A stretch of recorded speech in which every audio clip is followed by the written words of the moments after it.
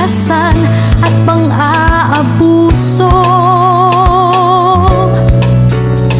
Malipol ang armadong tunggalian.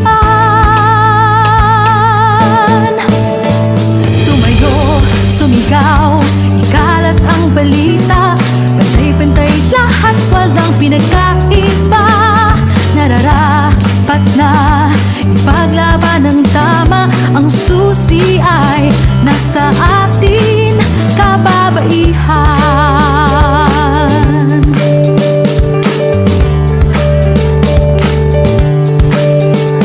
Ligtas na espasyo para sa batang babae. Tamang pagsasanay at edukasyon ay gamitin. Kalusugan at kagalingan ay di may sandabi. Pangangalaga ng kalikas ay ating layunin. Pagtibayin ng dignidad at karapatang pantao.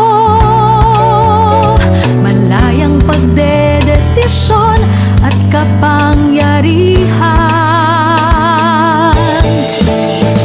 Tumayo, sumigaw, ikalat ang balita.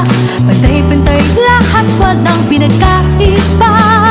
Nararapat na ipaglaban ng tama. Ang susi ay nasa atin, kababaihan.